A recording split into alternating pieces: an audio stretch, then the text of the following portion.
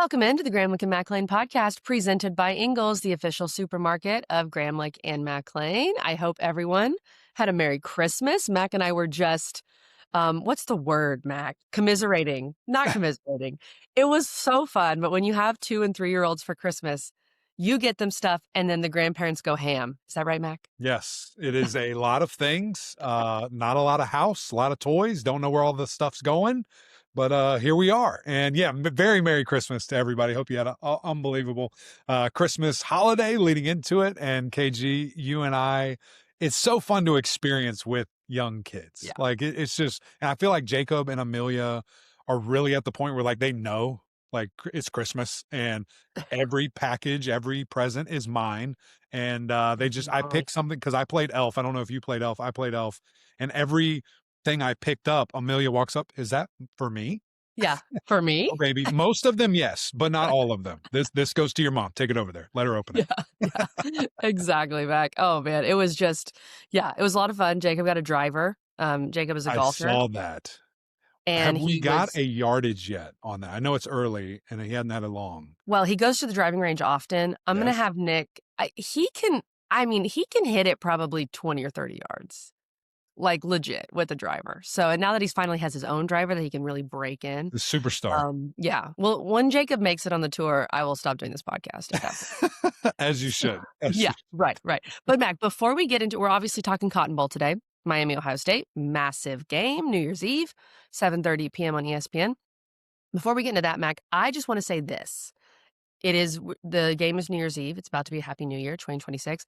I want to shout out the people who viewed our stuff this year, who watched it, who listened. If you're listening on Apple Podcasts, Spotify, wherever, this was our best year ever by far.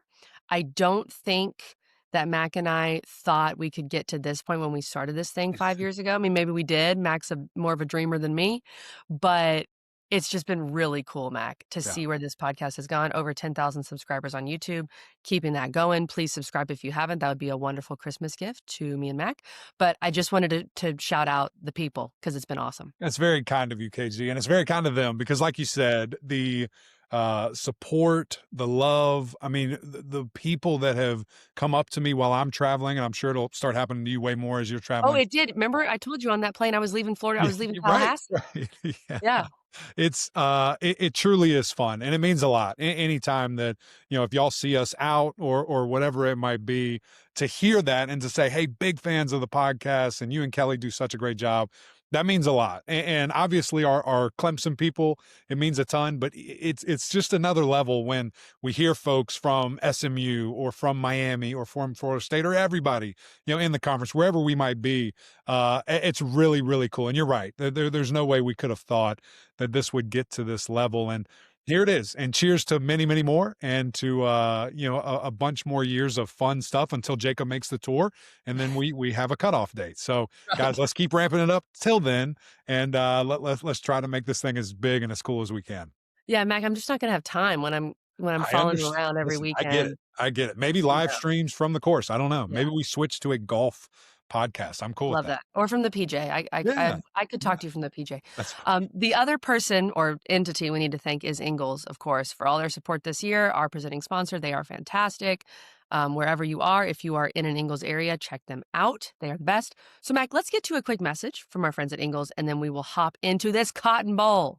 Did you know that Ingles sells more organics than any other store? Or that they run their own dairy? Or that they only serve USDA choice and prime meat? Did you know that they have more local craft beer than any place else? Or that they have Energy Smart stores? Or that they professionally slice and package imported cheese from Europe? Did you know about their giant international aisle, local farm partnerships, curbside pickup, wine department? Or that they donate 3,956 meals a day to local food banks? Well, now you do. It's all in the bag.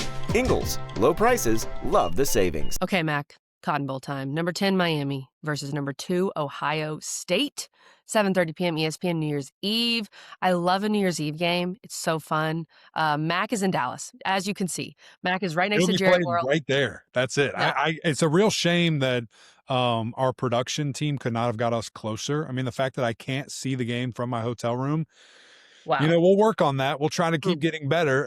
But no, unbelievable. I walked into my room, KG, and I was like, "Are you joking me? Only This the best for Eric is McLean. unbelievable." Come on now, that's awesome. Fun fact, the only time I've been in that stadium was to see George Strait. So, Not a yeah, bad place to watch George Strait.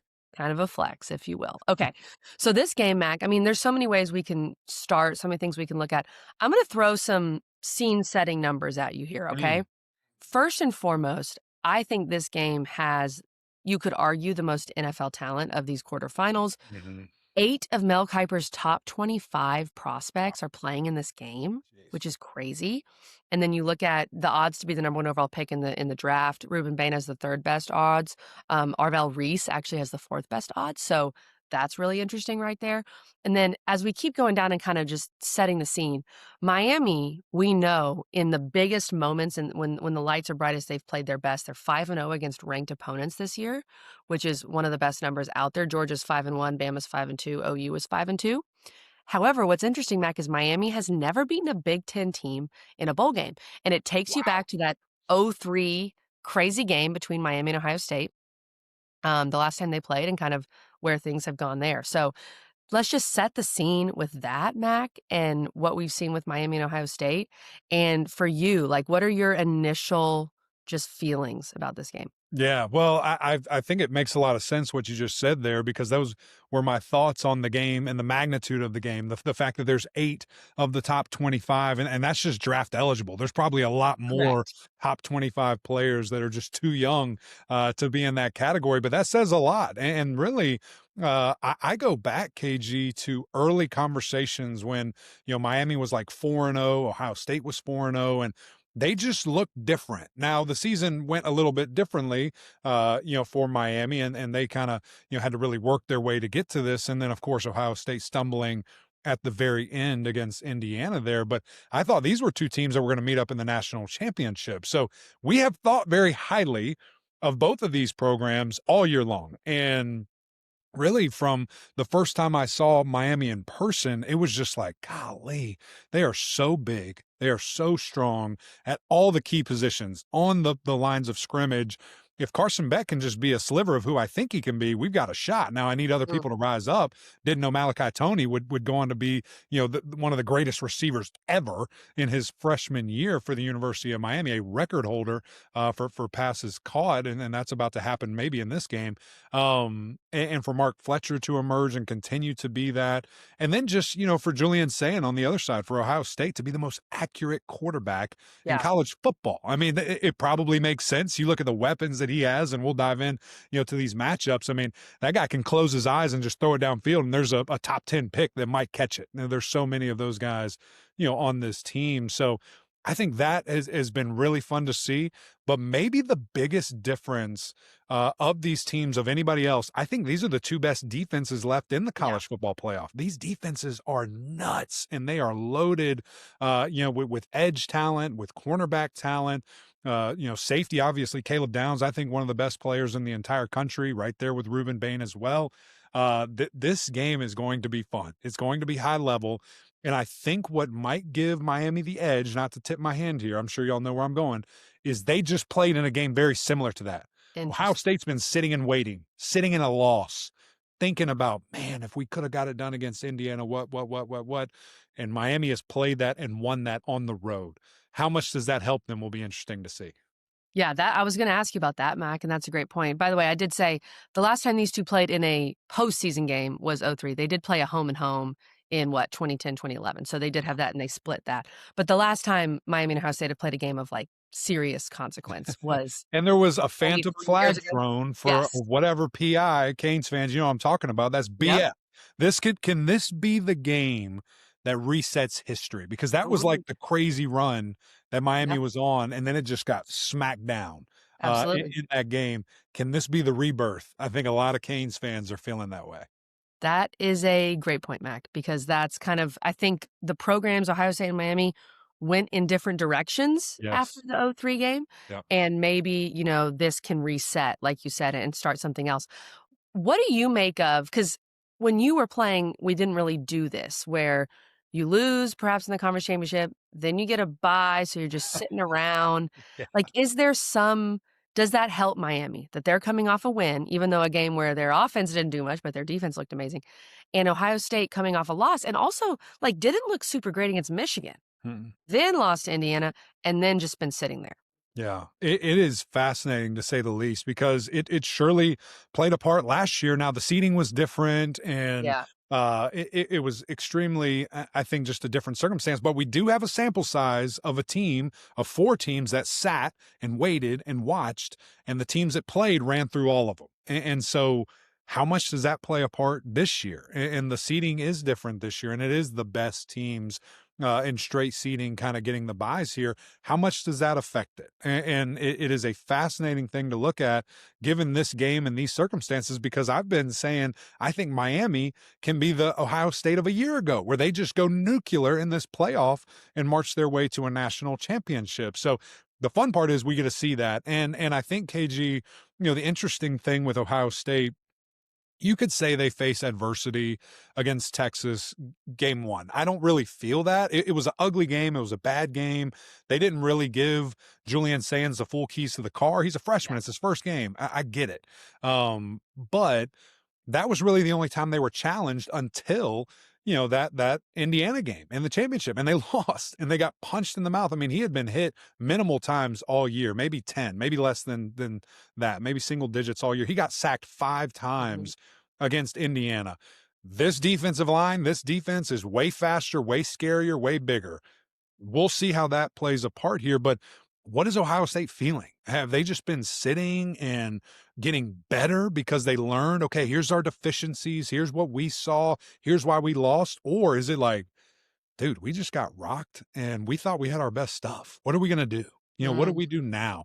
I'm really interested to see the mental side of that because unlike Ohio State, Miami is coming off feeling great. Like, I think they proved to themselves a little something. I think that they showed, hey, we are big, bad, nasty, just like we thought that's for real. Like, we have a sample, we have a game and an example of that happening. And I think that's strengthening and just the not knocking any rust off. Like, they just hit people that are wearing other jerseys. Ohio State has not had that privilege in 2.5 weeks here. So what does that look like? How quickly, can Miami jump out and get started? And is that enough to not necessarily play keep away, but feel like you're in a really good spot where Ohio State is, maybe it takes them to the midway of the second Yeah. quarter to feel like they're peaking.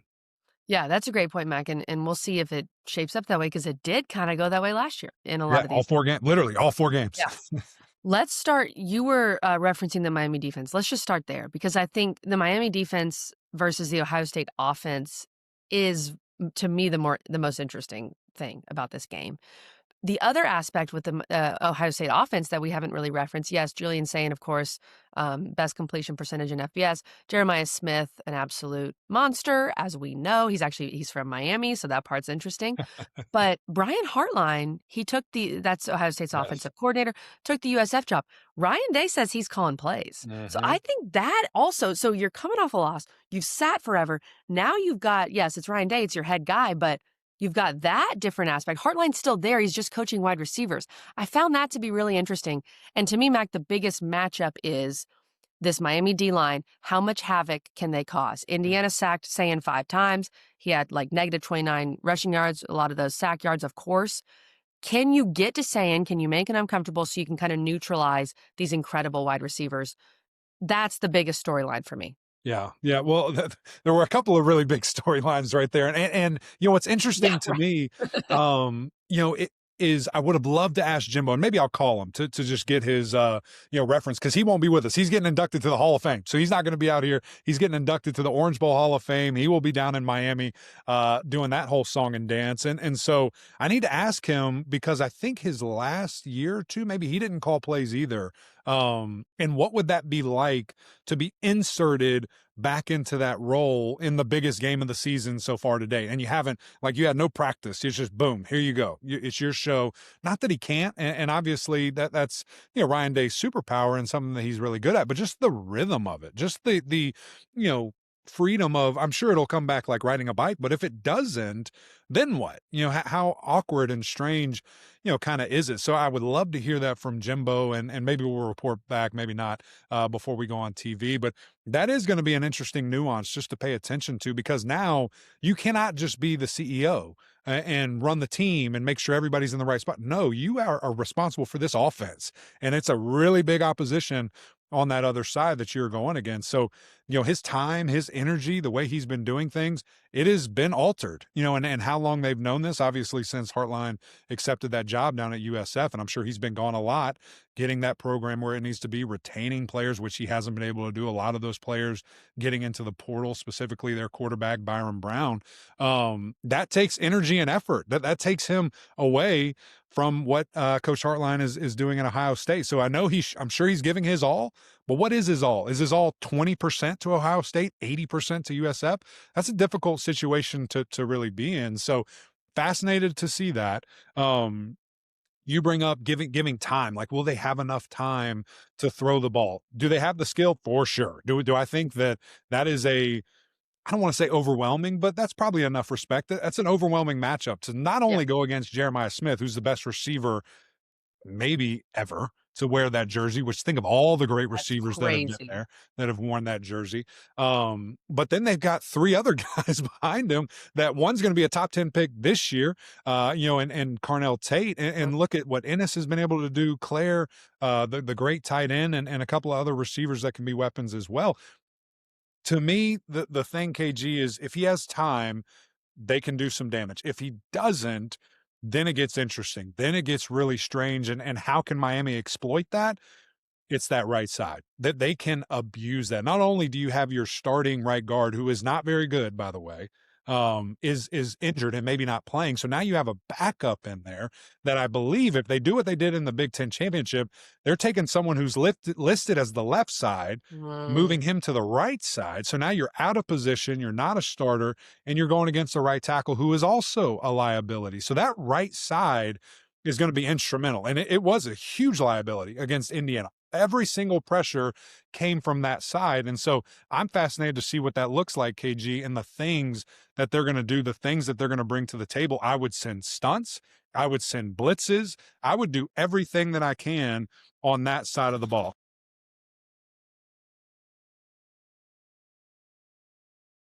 Sorry, I had some friends come by to check. Just got back to my hotel, or just Max, left my okay. He's hotel room. good, everybody. Yeah, I don't know how loud that was or what you could I hear. heard some knocking. I was like, oh no, is that Max's Here it room? I comes. wasn't sure. Yikes, it's not good. So that's what I would do. I would overload the right side. I'd put Mesidor over Yeah. there. I'd put Bain over there. And here's the deal. That kind of happened against Indiana, and they rolled away, and they still got sacked. It didn't matter. They, Mm. they still were getting hit because of the pressure from that side. So I think that's a great point, KG, of if they will have time. And I have to think Coach Heatherman is looking that as well and saying, go ahead, roll the other way, because I'm going to send a corner blitz and you're going to roll right into it. Yeah. That's where, to me, Miami has an advantage with that D-line. Obviously, the D-line has been the strength of Miami's team all year. And, the secondary played really well against Texas A&M. So you have that as well. Keontae Scott was back, of course. Bryce Fitzgerald had 2 picks. Be It was huge. Those huge two will there. be huge. Yeah. Especially with Brown out. So it looks like he's not going to play. Yeah. Arguably one of the best players in that secondary. Who steps up? Do they now get targeted? Whoever's going to be in there, I probably would do that first play if I was Ohio State, go right at whoever that backup is. And then if just really quickly here to move on from Ohio State offense, I would take away Jeremiah Smith. If I was Heatherman, Good I luck. would have a guy on over top of him. I would have my best corner on him, following him. I would say you can beat me with anybody else on Yeah. this field. 4 is going to have the worst day of his life. Like that's what I'm trying to do. You have to. You have to at least attempt that, I think, because he's such a game changer. On the flip side, Mac, this is what worries me about this game for Miami is the offense. Now, look, is A&M good? Yes. A&M have good defense? Yes. Were the wins insane in College Station? Yes. Mac was there. He can confirm. You missed a million field goals, but you weren't able to get in the end zone. You only got in the end zone once, as much as you wanted in the red zone. Mark Fletcher came alive in the second half. Can we see him start there? Mhm. And can we see this offense just be I think you've gotta be more explosive, to win this game, and we at times, Miami's had been incredibly explosive.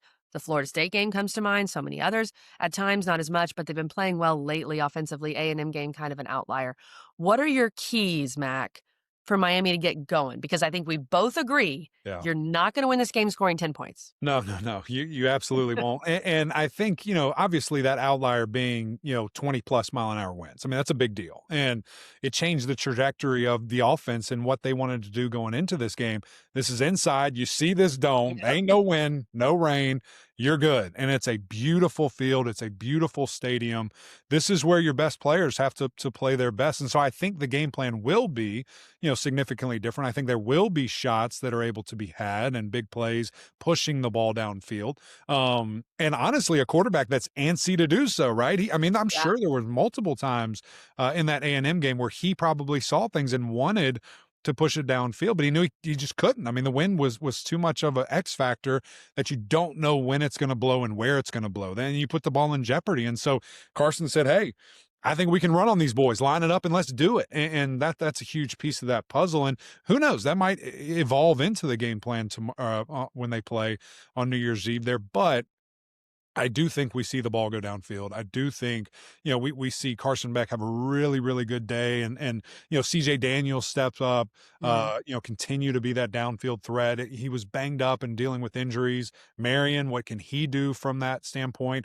And then just, Malachi Tony. I mean, he is so dynamic, so good. He is going to have things built into this offense. I would like to see more of that downfield. And again, I know last game that was relatively taken away by the weather, but not just side to side, not just snapping Yeah. it to him, getting him out in space down the field, over routes, big boy posts, things of that nature where he can catch it and take off. Malachi Tony, another game changer. I mean, he's not Jeremiah Smith No, yet. no, no, no. Yeah. He could, he's obviously a Very different type different. of Just player. two Yeah. different guys. Yeah. No, for sure, and Jeremiah Smith is Jeremiah Smith, like, I get it. But, Malachi Tony is, he's a big time player, and we'll see how he performs in this kind of stage. He had great moments against A&M, he also had the fumble, so and, kinda tripped over his own foot on that return. That could have been huge, but I think he is ready for this moment. The other big question, Mac, with the quarterbacks, we talk about how these guys are the 2 best in terms of completion percentage in all of FBS, which is crazy. But you referenced it, like, Sayin, you thought maybe looked a little overwhelmed against Indiana. Mhm. Carson Beck on the other side, this stat is crazy. He's 14-3 in his career as a starting QB against ranked teams. In Wow. the last 20 years, that's the 3rd best record, minimum 10 starts behind Joe Burrow and Jalen Hurts. And he actually has the second most wins. Jalen Hurts had 17 wins. He was 17-3. Carson Beck's been here. Like, he's been in these moments saying this is his first playoff. So do you see an advantage there, Mac? And these are both guys that don't make mistakes. And we said this Mhm. about Beck and Marcel Reed. Like, who's going to make the mistake? Right. Marcel Reed did. Yeah. No, I think it's a huge deal. I think it's a huge piece of it. And, experience is something that you cannot speed up. It's something that you cannot Mhm. practice. You just have to go through it. And Carson has been through it. And Julian's just too young. He certainly has been a part of big games. And, I think the Texas game is important and the Michigan win in the snow is important. But then having that loss in the championship game in a dome against a quality Mhm. opponent, the top 3 opponent, top 2 opponent in the entire country, what does that do? How does he respond from that getting hit? And he's going to get hit again in this game. So, how that presents itself, KG, will be really fascinating to me. And, for Carson too, if Carson gets hit, because listen, this Ohio State defensive line and linebackers are elite and they're Yep. really good as well. It is another game, for this Miami offensive line where you're going against superstars. You're going against first round picks. And I look at like Caden Curry, on the edge there, who is a freak. That dude's motor is so high speed. He does not quit. A lot of his sacks have been that extra effort where some guys would just give up. He takes it up a notch. He takes it to another level. Then you see Sonny Styles and the things that they do with him, and Reese as well when they blitz him off the edge. It can be overwhelming. So can the Great Wall of Mirrorball continue to do its job and protect Carson? Will be really fun to watch because you're looking at 2 of the best tackles or the best 2 tackle duo in all of college football and Mark Bell and Francis Maui Noah there. So I cannot be more elated as an offensive lineman. Back-to-back games for me where the lines of scrimmage will define this game and Mm. ultimately, decide who's going to win it. The O-line nerd is showing for Eric McLean. Okay, Mac, I want you to give me kind of a big key in this game. I want to throw something at you though. This is my key. When it comes to Miami, we talk about how they need to be more explosive. I think that may be the most important thing for me, especially for Miami offensively. And we know what Malachi Tony can do. Mark Fletcher, he was great against A&M. We know what he can do. I feel like you need a third skill player to Yeah. step up and make some plays. Yeah. Is it CJ Daniels, right? That's a guy you brought up. That could be who it is. So many other options for Miami, but that's like I feel like against A&M it was the Fletcher Tony show. You didn't really have anyone else help out. You're going to have to score more. You're going to have to be more explosive. You need some of these other athletes to step up. Who's it going to be? That's my big question for Miami. If you get explosive plays from players outside of Tony and Fletcher, I think you have a really good shot. So that's a big key for me. Yeah, no, I think that's a great point. And, I would love for it to come down to, CJ Daniels and just for him to really start the season at a high note and then finish the That season, right? catch. This playoff run, this national championship run for him to reemerge as that guy, that go-to guy where he's in the one side, they're throwing it up to him. They know he's going to get it. 50-50 ball is more like 80-20, and he's going to come down with it. So I would love to see that. I would also love to see Elijah Lofton reemerge and be that go-to guy that I thought he might be all year, but we just haven't quite seen that from him in totality. So is it him? Is it another tight end? Those are really the two spots, CJ Daniels and the tight end position, that I think could do some real damage here, especially if Ohio State wants to be aggressive, if they want to go man, and you can have some singled up shots if you have time, from your great offensive line there for them to do their thing. So I think that's a great point. And really, I think Coach Dawson, I talked about teams or this team, getting confident, trusting each other, learning Yeah. some things. I think he did as a coach too. Like he tried to do way too many trick plays. And a couple people said, hey, that's just what we've done all year. Well, you don't have to anymore. Okay. Like you have proven to yourself now, we can line up, we can run the ball, we can execute our offense and not have to tricky you down the field. So how much did he learn? How much did he grow in that game against Texas A&M to now call the game just a little bit differently, a little quicker, is another huge key for me, KG. Yeah, I think that's a great point. Basically, I think what you're trying to say, Mac, is don't give me the trick stuff. Like you don't now maybe sprinkle some in, Sprinkle it. Sprinkle but it. run the But when we ball. get to the red zone or the red area, Yeah. hand the ball off. All right. I don't need double reverse passes, Miami special. I need B gap Mark Fletcher behind Maui Noah. That's what I need.